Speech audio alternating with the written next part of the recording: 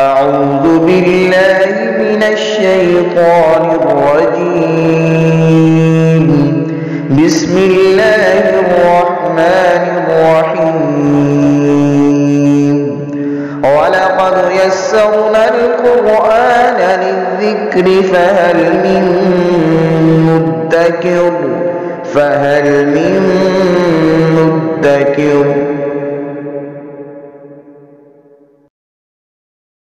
بسم اللہ الرحمن الرحیم۔ چوتھے پارے کا دوسرا رکوع شروع کریں گے۔ 102 نمبر آیہ مبارکہ ہے۔ اعوذ باللہ من الشیطان الرجیم، بسم اللہ الرحمن الرحیم۔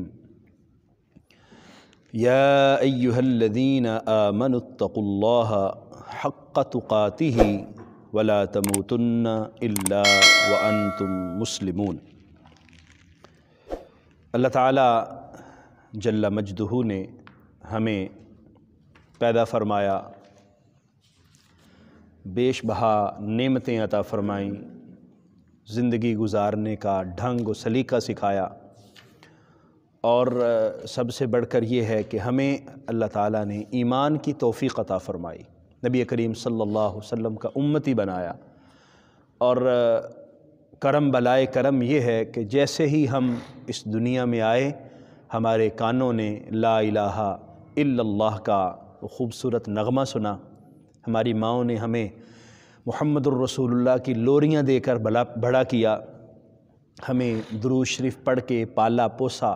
یہ اللہ کی وہ نعمتیں ہیں جس کا انسان کبھی بھی شکر ادا نہیں کر سکتا۔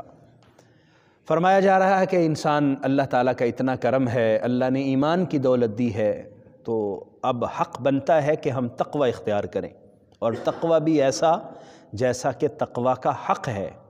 اللہ سے ڈریں، اللہ تعالیٰ کی نافرمانی سے بچیں جیسے کہ بچنے کا حق ہے۔ ہم کوشش کریں کہ اللہ تعالیٰ کی نافرمانی نہ ہو۔ جب اس نے اتنا کرم فرمایا ہے، اتنی مہربانیاں فرمائی ہیں، تو پھر ہمیں اس کی اطاعت اور اس کی فرما برداری کرتے رہنا چاہیے۔ قرآن مجید کے اندر ایک جگہ فرمایا فاتقوا اللہ ما استطعتم، اپنی استطاعت کے مطابق، اپنی ہمت کے مطابق انسان کو تقوی اختیار کرنا چاہیے۔ ویسے تو بڑے تقوی کے درجات ہیں، آپ اولیاء کرام کو دیکھیں تو سبحان اللہ، جیسے بزرگ بلند منازل طے کرتے جاتے ہیں، ان کے اندر تقوی اتنا ہی بڑھتا چلا جاتا ہے۔ تو ہم اپنی بساط کے مطابق کوشش کریں کہ تقوی اختیار کریں، اور یہاں ہمیں یہ حکم دیا گیا، اور ایسی زندگی گزاریں کہ جب اس دنیا سے رخصت ہوں تو اللہ ایمان کی موت نصیب فرمائے اور خاتمہ بالخیر فرمائے، کیونکہ خاتمہ بالخیر بہت بڑا معنی رکھتا ہے انسان کا۔ یہ سارے کا سارا سسٹم ہی خاتمے پر ہے، لیکن ایسا نہیں ہے کہ انسان اپنی دنیا کی زندگی جس طرح مرضی گزارتا جائے اور کہے چلو میں آخر پہ ٹھیک ہو جاؤں گا۔ ایسا نہیں ہوتا، انسان کو اپنی زندگی میں کوشش کرنا پڑتی ہے، اور ہم دیکھتے ہیں کہ جن کی زندگی اچھی ہوتی ہے اللہ ان کا خاتمہ بھی اچھا ہی فرماتا ہے۔ اس لیے فرمایا گیا یا ایھا الذین آمنوا اتقوا اللہ، اے ایمان والو اللہ سے ڈرو، اللہ کا تقوی اختیار کرو، حق تقاتہ، جیسا کہ اس سے ڈرنے کا حق ہے، ولا تموتن، اور تم نہیں مرنا، الا وانتم مسلمون، مگر اس حالت میں کہ تم مسلمان ہونا، یعنی اسلام کی حالت میں اس دنیا سے رخصت ہونا، یہ کامیاب زندگی ہے۔ انسان جب ایمان سلامت لے گیا تو سمجھے کہ وہ کامیاب ہو گیا۔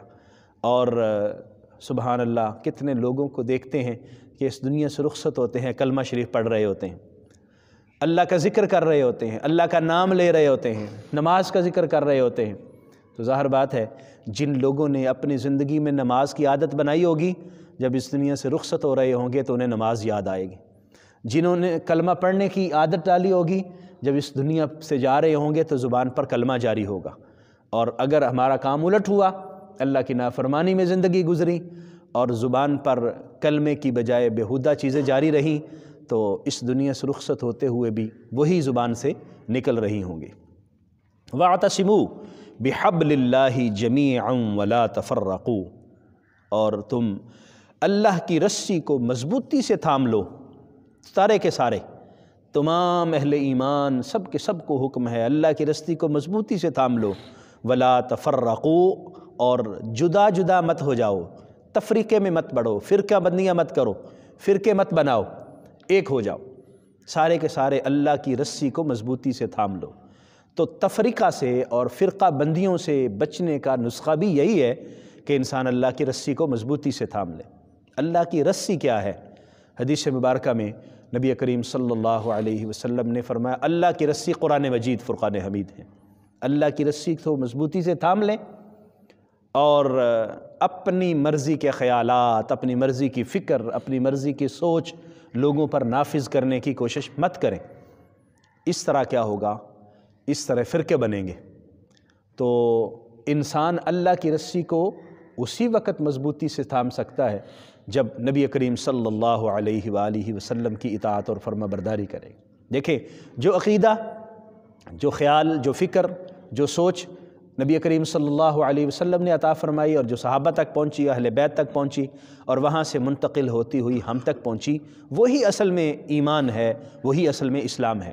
اور جس نے ادھر ادھر ہونے کی کوشش کی وہ یہ سمجھے کہ وہ اسلام میں فرقہ بندی کر رہا ہے، وہ اسلام میں اپنا ایک علیحدہ سے گروپ بنا رہا ہے، علیحدہ سے اپنی سوچ کو لوگوں پر نافذ کرنے کی کوشش کر رہا ہے۔ اس کے نتائج کیا نکلے؟ اس کے نتائج یہ نکلے کہ آج کلمہ گو علیحدہ علیحدہ ہے، کوئی کسی طرف ہے، کوئی کسی طرف ہے، کوئی کسی طرف ہے۔ تو اسلام کیا ہے؟ اسلام تمام حسن کو جمع کر لینے کا نام ہے۔ عقیدے کا حسن، اللہ تعالیٰ کی وحدانیت، نبی کریم صلی اللہ علیہ وسلم کی رسالت، صحابہ اکرام کی محبت، اہل بیت کی محبت، اسی طرح اعمال کے دیگر معاملات، یہ سارے کے سارے اسلام کا حسن ہے۔ اور اگر کوئی ایک ایک چیز لے کر لوگ علیحدہ علیحدہ ہو جائیں گے تو تفریقے بنیں گے، فرقے بنیں گے اور گروہ بنیں گے جس طرح کے بنے ہوئے ہیں۔ تو ہمیں ان سب سے علیحدہ ہو کر اس عقیدے کو اپنانا ہے جو رسول اللہ صلی اللہ علیہ وسلم نے عطا فرمایا۔ والحمدللہ وہ اہل سنت کا وہ خوبصورت عقیدہ ہے جو نبی کریم صلی اللہ علیہ وسلم سے صحابہ تک منتقل ہوا اور صحابہ سے آگے۔ آج ہم دیکھتے ہیں کہ ایک گروہ نے توحید کا نعرہ لگا کے معاملات کو خراب کیا اور رسالت کے آداب کا خیال نہیں کیا، رسالت کے آداب کو ملحوظ خاطر نہیں رکھا۔ ایک گروہ نے انہوں نے صحابہ کی محبت کا نعرہ لگایا، انہوں نے اہل بیت کے آداب کا خیال نہیں رکھا۔ بعض لوگوں نے اہل بیت کو پکڑ لیا، انہوں نے صحابہ کو چھوڑ دیا۔ صحابہ کے بارے میں نبی کریم صلی اللہ علیہ وسلم کے احکام کو اہمیت نہیں دی، نتیجہ کیا نکلا؟ نتیجہ آپ کے سامنے ہے، امت کی صورتحال کیا ہے۔ ان ساری چیزوں کو جمع کریں، توحید، رسالت، محبت اہل بیت، محبت صحابہ، ان سب کو جمع کریں تو یہ درست عقیدہ بنتا ہے جو رسول اللہ صلی اللہ علیہ وسلم نے عطا فرمایا۔ اور الحمدللہ ہمیں فخر ہے اور ہم بڑے اطمینان قلبی کے ساتھ یہ کہتے ہیں کہ ہم جس عقیدے پر کاربند ہیں، عقیدہ اہل سنت پر، الحمدللہ وہ عقیدہ ہے جس میں توحید سے لے کر رسالت کے آداب، صحابہ اور اہل بیت کی محبت کے آداب اور ان کے تمام حقوق ہمیں سکھائے جاتے ہیں، پڑھائے جاتے ہیں، اور الحمدللہ ہم اس پر کاربند ہیں اور یہی ہمیں سکھایا جا رہا ہے اور یہی پڑھایا جا رہا ہے۔ یہاں فرمایا وَاذْكُرُوا نِعْمَةَ اللَّهِ عَلَيْكُمْ، اور تم یاد کرو اللہ تعالیٰ کی نعمت کو جو تم پر ہے۔ وہ نعمت کیا تھی؟ اِذْ كُنْتُمْ أَعْدَاءً، جب تم باہم دشمن تھے، فَأَلَّفَ بَيْنَ قُلُوبِكُمْ، اللہ نے تمہارے دلوں میں محبت پیدا فرما دی، تالیف قلب کر دی، اللہ نے دلوں کے اندر دلوں کو نرم کر دیا۔ فَأَصْبَحْتُمْ بِنِعْمَتِهِ إِخْوَانًا، اور تم اللہ کی نعمت سے بھائی بھائی بن گئے، اس کی نعمت سے تم بھائی بھائی ہو گئے۔ اس کا پہلا خطاب تو اوس اور خزرج کو ہے۔ نبی کریم صلی اللہ علیہ وسلم جب مدینہ طیبہ تشریف لائے تو اوس اور خزرج دو قبیلے تھے، آپس میں لڑتے رہتے تھے، جھگڑے رہتے تھے ان کے، اور پتہ نہیں کتنے کتنے سالوں تک ان کی لڑائیاں ہی نہیں ختم ہوتی تھیں۔ جب نبی کریم صلی اللہ علیہ وسلم تشریف لائے تو حضور نے انہیں ایمان کی دعوت دی، انہوں نے ایمان قبول کیا۔